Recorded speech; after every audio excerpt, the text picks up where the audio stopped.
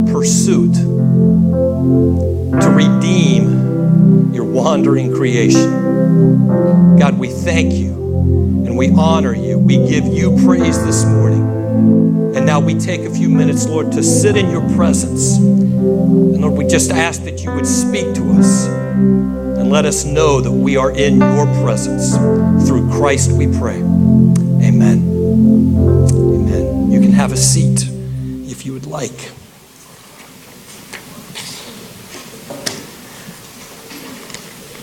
Well, good morning, Genesis. Good to see some of you back. We've got students kind of who are back on a little hiatus, taking a little break with us. I don't know about you guys.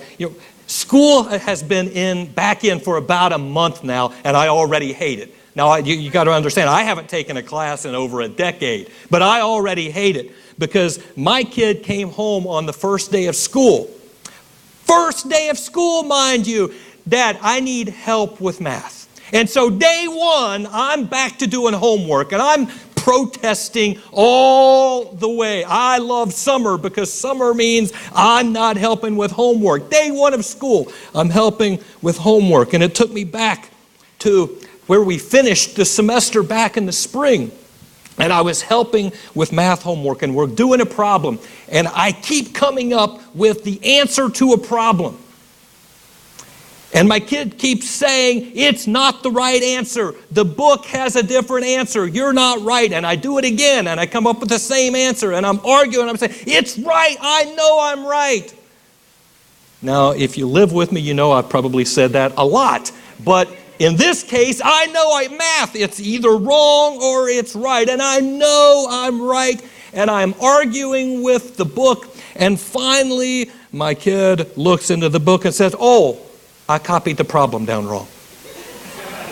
I was right if the problem had been copied down right, but it wasn't. And the point is this: where you start determines how and where you finish in most things in life. If you start poorly or even wrongly, you will likely not end up where you want to be. C.S. Lewis says that if you get started wrong, the only way to get on the right path is to go back to where you went wrong.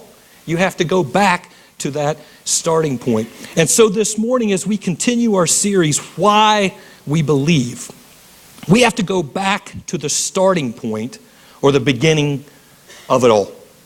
After all, where we start has a whole lot to say about where and how we finish and how we end up. This Bible that we hold up and weekly we will confess and say we believe several things about this book. And we affirm that it is God's authoritative word to us.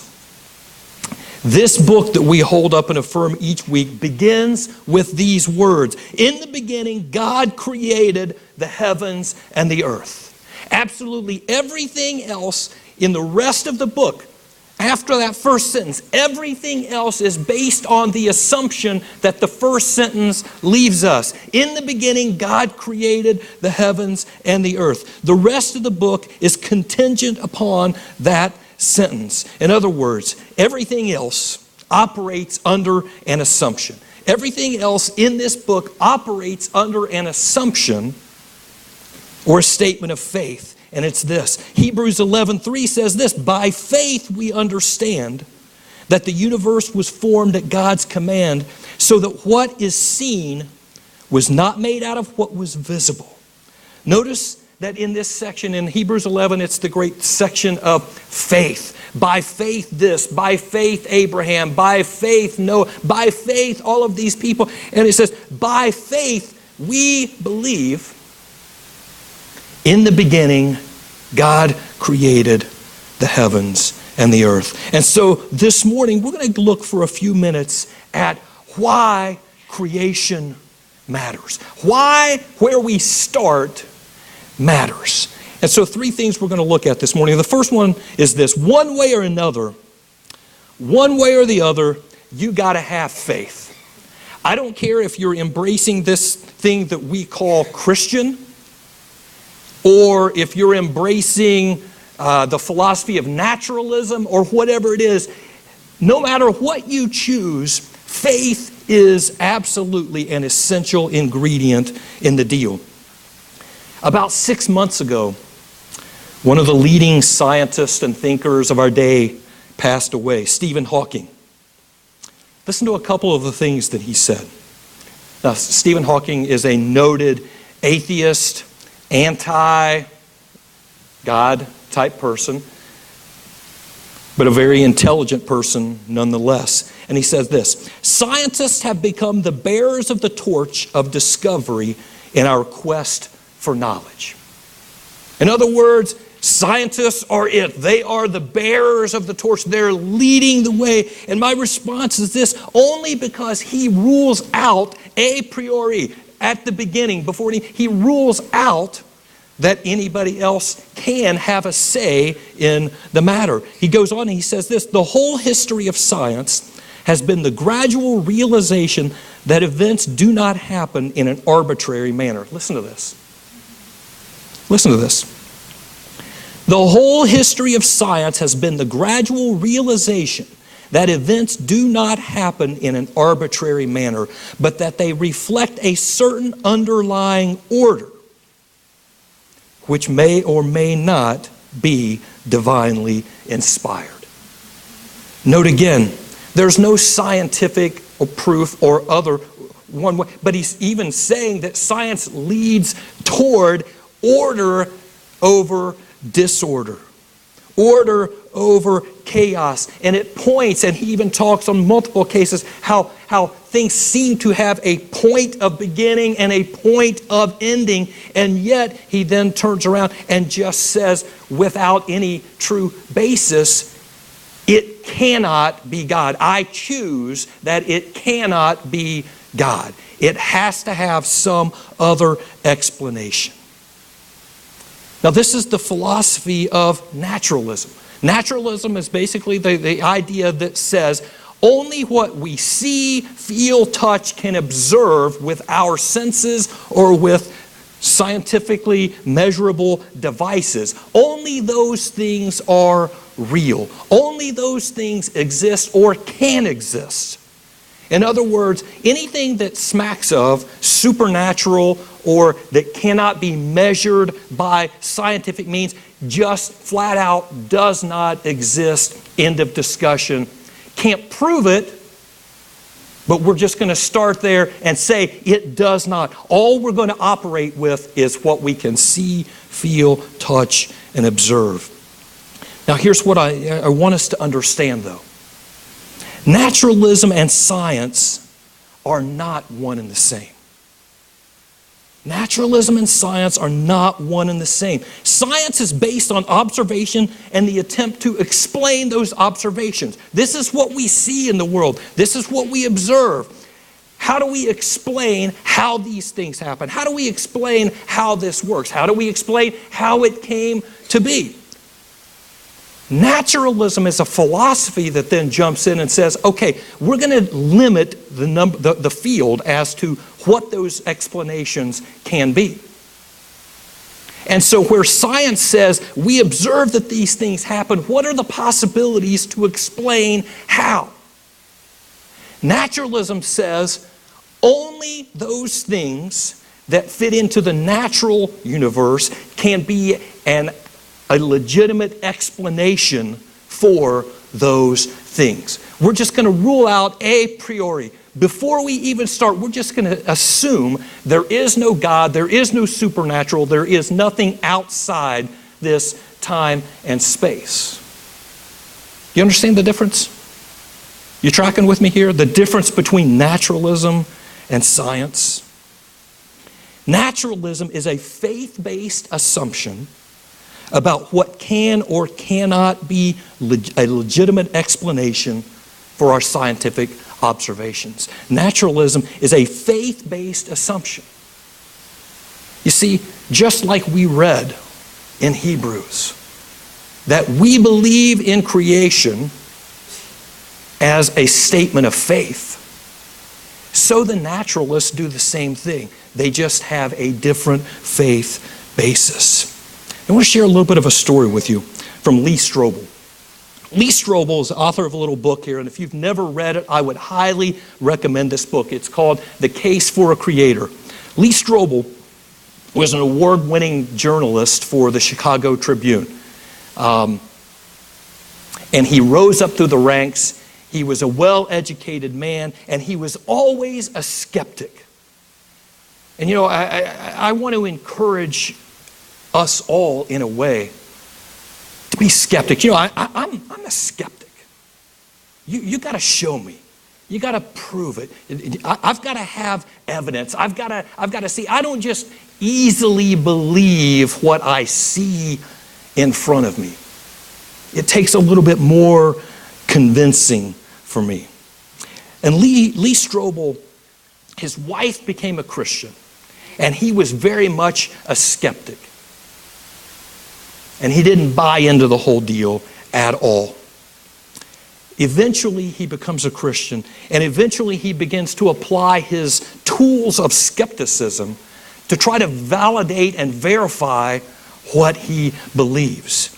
And this is one of the things that he later writes. He says this: as a high school and university student studying evolution, I was never told that there were credible scientists who harbored significant skepticism toward Darwinian theory. I had been under the impression that it was only know-nothing pastors who objected to evolution on the grounds that it contradicted the Bible's claims. And so he grows up in this environment, and many of us have grown up in a similar environment where we just assume that whatever certain textbooks or whatever say, that's the way it is. But I want us to understand something here. When people just rule out things a priori, before the fact, that's not true science. And know this: there are scientists out there who are willing to buck the trend. One of my favorites is Michael Behe. He's a professor at Lehigh University studying molecular biology. He did graduate work at Penn University. Penn is an Ivy League school. Michael Behe came up with this idea that puzzled him in his studies. It was called basically molecular interdependence, and this idea of irreducible complexity. Have you guys ever noticed that if one system in your body, if you have a problem with it, everything else goes haywire? You ever notice that? If you have one health issue, one little health issue can affect all of the other systems in your body. And the more he wrestled with these things, Michael Behe began asking this question. If this system is absolutely dependent upon this system, which is dependent upon this system, which is dependent upon this system, in order to function healthily, how could these systems have developed linearly by themselves? Because they are absolutely 100% dependent on each other. How could they have developed independently and linearly apart from each other? In the end, the truth is that faith plays the significant role on either side of this spectrum. So this morning, I kind of want to leave that other side, and I want us to focus on what we learn about God in the creation stories. Because the Bible starts with two stories, two radically different stories of creation that paint two very, very different pictures of God for us. And this morning, I want us to spend our time not talking about what other people say or all this. I want us to look at who God is in His Word. And so let's look together in Genesis 1 and 2 this morning at the God of creation that we find in this book. Because my objective this morning is not to point us towards science books or anything else. My objective is to point us toward the one who made us and to look to Him. So the second thing I want to look at this morning is the God of creation. Two pictures. Look at the first creation story, Genesis 1:1 through 2:3. It's a beautiful parallel structure. It's a literary parallelism. And notice there are three problems that the story starts out with in Genesis 2. After we read, in the beginning, God created the heavens and earth, the next thing that we see is that there are three problems in the early part of creation. It's dark, it's formless, it's without structure, it's without order, and it's empty. And the Genesis 1 creation story deals with that. Look, day 1, what's he do? He creates light. Look at day 4, which is the parallel to day 1. He does what? He creates the sun, the moon, and the stars. Day 2 is the sky and sea are separated. Day 5, the birds and the sea creatures. You see the way it works? He's filling what he creates on days 1, 2, and 3 as space. He fills with life on days 4, 5, and 6 in that exact same order. On day 3, he creates land, and on day 6, he creates the plants, land animals, and humans that fill and occupy that land. The creation story begins with three problems. It's dark, it's without form, and it's empty. But notice, in this first story, God solves these problems by creating light, by providing structure, and filling that structure with life and light. Look over and over how it works. Verse 3, and God said, let there be light, and there was light. God saw that the light was good. Down in verse 6, and God said, let there be an expanse between the waters to separate water from water. And the key verb in this passage over and over is separate. He separates sky and the waters below, and then he separates the waters below with dry land. The key verb is separate over and over. What is separating? Separating is organizing. Separating is bringing structure and order out of chaos. Verse 9, and God said, let the water under the sky be gathered to one place and let dry ground appear. And it was so. God called the dry ground, and he goes down at the end of verse 10, and God saw that it was good. Over and over and over. And so we get this picture in Genesis 1. God says, and it is. And it is good. God says, and it is good. Flip the page now to chapter 2. Because in chapter 2, we get a very, very different creation story. Notice how it's different, beginning in verse 4. This is the account of the heavens and the earth when they were created. When the Lord God made the earth and the heavens, and no shrub of the field had yet appeared on the earth, and no plant of the field had yet sprung up, for the Lord God had not sent rain on the earth, and there was no man to work the ground, but streams came up from the earth and watered the whole surface of the ground. The Lord God formed the man from the dust of the ground, and breathed into his nostrils the breath of life. And the man became a living being. Now the Lord God had planted a garden in the east, in the Eden. And there he put the man he had formed. And the Lord God made all kinds of trees grow out of the ground. Trees that were pleasing to the eye and good for food. In the middle of the garden were the tree of life and the tree of the knowledge of good and evil. Notice how this story is so different. It's not, and God said, and it was good. It's got a very earthy tone to it. God formed man from the soil. He breathed life into the man. It's kind of, in a way, it almost kind of disgusts me. It makes me think of mouth to mouth. You know, I was asked the other day, if something happened to that guy up there, would you? And I'm like, no, I'm sorry. If you're, I mean, I just got to admit, if you're not one of my family members, you may just not make it if it's dependent upon me.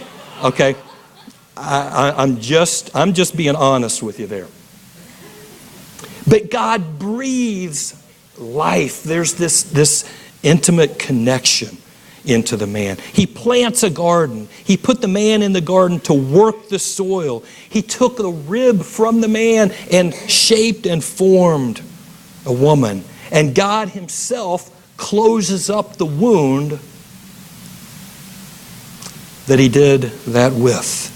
It's a very earthy, touchy-feely story. It's very relational. It's close at hand. God gets his hands dirty in this Genesis 2 creation story. Notice Genesis 1, he speaks it and it is. But in Genesis 2, it's like God's got dirt under his fingernails. He's intimate. He's close. Which is radically different from the first story. And further notice this, that the name for God in the second story is different from the first. In the chapter 1 story, the name for God is El or Elohim. It's kind of the generic word for the big guy. The God out there, the one we're talking about. But Genesis 2 uses the name Yahweh in the creation story. And Yahweh is the name that God reveals himself by when he meets Moses at the burning bush. It's the covenant name. It's the relational name that God uses when he relates to his people Israel, and he cultivates and develops them and loves them and saves them and rescues them. It's that name that appears in the second story. And so 10 things. I want us to kind of put all that together real quick. 10 things that we learn about God from the creation stories. Because here's the thing I want us to really get out of this. The creation stories are not here for us to necessarily be able to reconstruct scientific orders and all this. The creation stories are not pointing us to us. The creation stories are not pointing us to the earth. The creation stories should point us to God. And so this morning I want us to look real quick at 10 things that we learn about God from the creation stories. Number 1, God is powerful.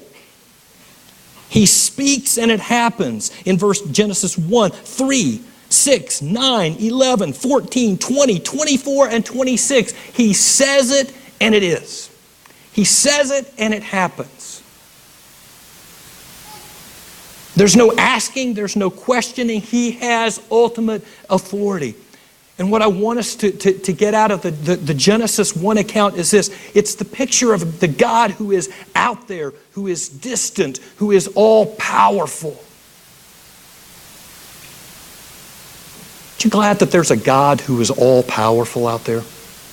Aren't you glad that there's somebody in charge of this stuff that's a little brighter than us? That's maybe a little stronger than us? That's a little more put together than we are?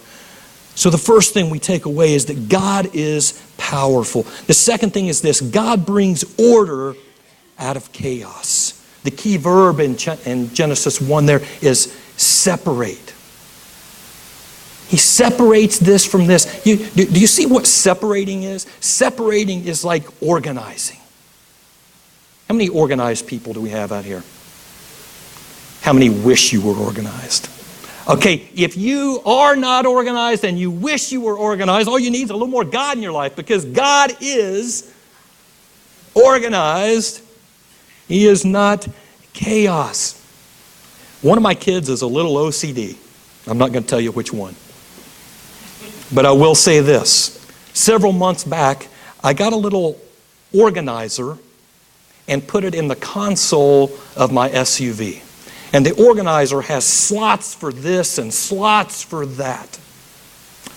And this one particular kid of mine got in, and I opened the console and showed them. And they said, I can almost cry. This is so beautiful. This is so beautiful. I'll leave you to figure out which one that is. I don't want to betray too much. But God is a God of order. He brings order out of chaos. You ever feel like your life is chaos? God brings order into chaos. He can step into your chaos and bring structure into it. Number 3, God is life-giving. Genesis 1, 3 through 28, and chapter 2, verses 7 through 22, He is not just creating stuff, but He fills stuff with life. The first 3 days He creates space, but the second 3 days of the chapter 1 story, He fills that space with life. It's not meant to be empty. You and I are not meant to be empty. In the second creation story, He takes this being that He created and He breathes life into him. It's interesting. The Hebrew word ruach, it's got that little at the end, like you got a little loogie thing going or something there. Ruach. It's the same basic word that we find in the New Testament. In Greek, it's pneuma. We use it in medical terminology, pneumonia and things like that, dealing with your lungs. And we translate ruach and pneuma as wind, breath, or spirit. It's interesting, the word that we use for the Spirit of God is the breath of God. The vitality, the life of God. God is life-giving. Number 4, God is revealing. God is revealing. He exposes the darkness with light. If all we had were the first 2 stories of the Bible, the 2 creation stories, we would see that God is revealing this masterful picture of Himself. In only 2 chapters, we've put 10 things down that describe who God is. And I've kind of limited it. We've got 10 descriptions of who God is, and we're just 2 chapters into the Bible. God is revealing. He exposes the darkness and brings things to light. Number 5, God is transcendent. He's above. He's different. He's all-powerful. He's able to make something from nothing. The Genesis 1 picture of God is that God is out there. He's above all. He's bigger than all. He's more authoritative than all. He's got it all together. He speaks, and it is. That's not the Genesis 2 picture. It's the Genesis 1 picture. That God is transcendent. He's not like you. Aren't you glad that God is not like you? I've told you before, every morning when I read my Bible and I have my prayer time, the first words that I utter out of my mouth are always this: all right, you're God, I'm not. We're just going to get the day started that way. You are God, I'm not. Aren't you glad that there is someone out there who is bigger than, smarter than, better than you and I? Number 6, God is good. 7 times what He creates is called good, and the last time He said even very good. 7 times. In Genesis 1, 4, verses 4, 10, 12, 18, 21, 25, and 31. What He creates is called good, good, good. Number 7, God is caring and nurturing. God is caring and nurturing. In Genesis 2, He cared for the land. He cared for the man. He provided food for the man. He offered wisdom and protection for the man. He said, I don't like the fact that you're alone. I want more for you than this. God is caring and nurturing. And notice, this is a very different picture from the picture that we get from chapter 1. In chapter 1, God is distant, God is out there, God is all-powerful. But in chapter 2, the picture that we get is that God cares, He is nurturing, He is present. Number 8, God is relational. In 2:17 and 2:18, notice the hands-on, getting dirty nature of God. He says that it's not good for the man to be alone. But God is very near, God is close, and He's very relational. This is kind of the touchy-feely side of God. This is the very un-me side of God. Picture of God. Number 9, God is artistic. Genesis 2:9. He creates this beautiful, beautiful garden. And notice in verse 9, the garden, the fruit that the man sees and the trees and everything, it's not just to be for him. It's not just to be consumed by him. It says it's beautiful. It was pleasing to the eye, not just pleasing to taste. Not just nurturing and not just, man, yeah, I like this. It was beautiful. God is artistic. He created things that were good to look at. Even notice at the end of the story, they were naked and not ashamed. It was good to look at. He liked it. It was a good thing. God is artistic. And number 10, God is involved and invested in His creation. God is involved and invested in His creation. Chapter 1 paints the picture of a God who is different and apart from His creation, which He is. But chapter 2 paints a picture of God who is near, hands-on, and with and involved in His creation. It's His immanence. And the fact is, God is all of that. He's not just transcendent. He's not just touchy-feely here and present. He's both. I love the way the Bible presents who God is and ultimate truth in what seem like paradoxical terms to us. We get pictures that we don't seem to be able to put together. In fact, most core truth comes at us this way. Is God just or is God loving? He's both. Is Jesus God or is Jesus man? He's both. Is God 3 or is God 1? It's both. And there are no good logical ways to explain how any of these things really work together.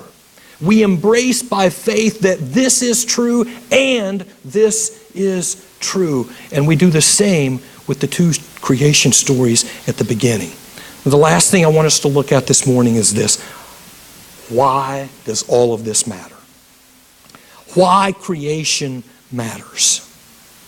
First thing is this, purpose and meaning. Purpose and meaning. Naturalists who are truly honest, this is so cool. Naturalists, those who deny that there is anything outside of the natural universe. There is no supernatural. There is no God. There's nothing outside of us and what we can see and touch and observe. Naturalists who are truly honest are forced to adopt an idea called nihilism. Nihilism is basically nothing matters. Nothing means anything. To speak of purpose implies intent. Intent implies a plan. A plan implies a mind. And a mind implies a person. So do you see, you cannot speak of purpose. You cannot speak of meaning apart from a creator. If there is no creator, then there is no meaning. Your life is meaningless, worthless, valueless, nothing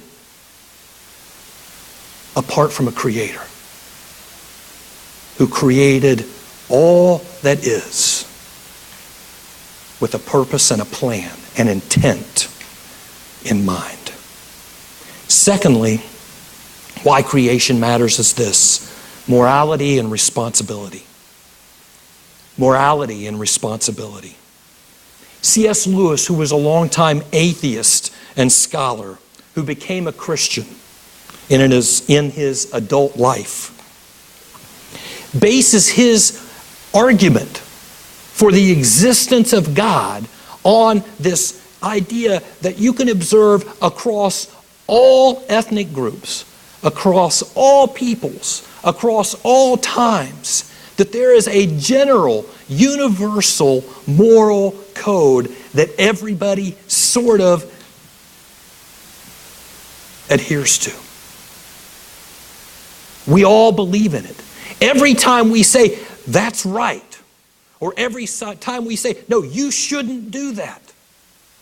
Every time you say, you ought to do this, or you ought not to do that, you are agreeing that there is some standard outside of us that we ought to adhere to. And Lewis says it's that standard that is outside of us that we all appeal to,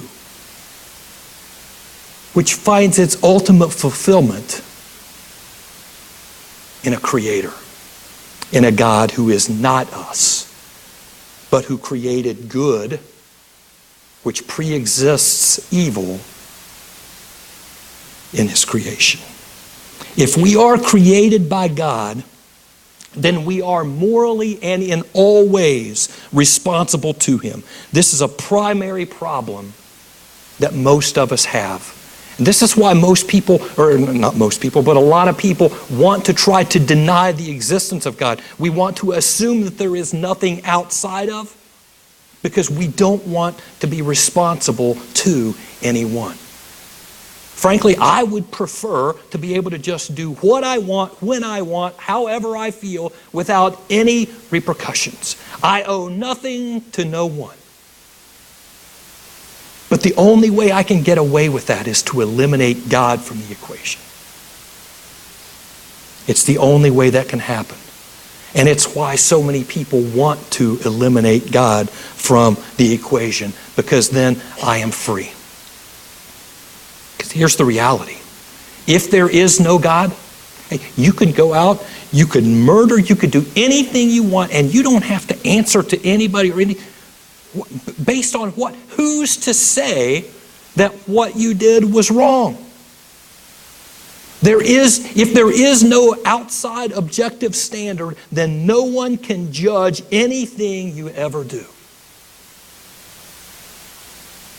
Fact is, that's not the reality that we live in, though. Thirdly, why creation matters. It's because of relationship. God has built relationship into the foundation and fabric of our existence. We cannot live well apart from him. We cannot live well apart from place, from our connection to creation. We cannot live well in broken or messed up relationships with one another. The more disconnected we become from the place that God created us, the space that he created for us to live in, the more that we mess that up, the more that we distance ourselves from him, the more that we distance ourselves from each other, the more it impacts and ruins who we are and who we were created to be. The creation stories reveal the intricate and the beautiful and the balanced ecosystem that God created. And he created for us to live in. So this morning, as we close, as we get ready to continue our worship, I want to invite you. Maybe you're disconnected from God. I want to invite you to come back to God. You can't fix the math problem until you come back to where you went wrong. Maybe there's broken relationship. Maybe there's things going. I don't know where you are. But the fact that you are created by God matters. Maybe you're wrestling, you're struggling with, I just don't feel a sense of purpose and meaning in my life. God brings meaning into existence.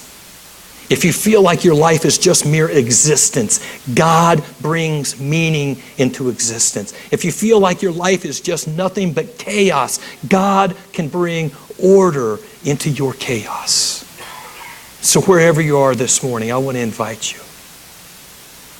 Come back, or come to the God who made you who you are.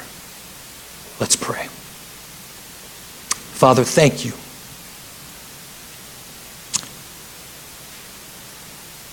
Thank you that you are the all-powerful one, and yet thank you that you are intimately and intricately close to us. Thank you that you are not just aloof and far off and distant, but you are near. God, help us to embrace both. Lord, for those of us who need to be in awe of your majesty and power, Lord, open our minds to who you really are.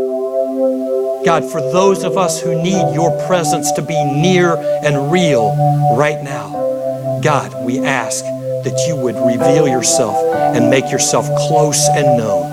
Through Christ we pray. Amen. Let's worship.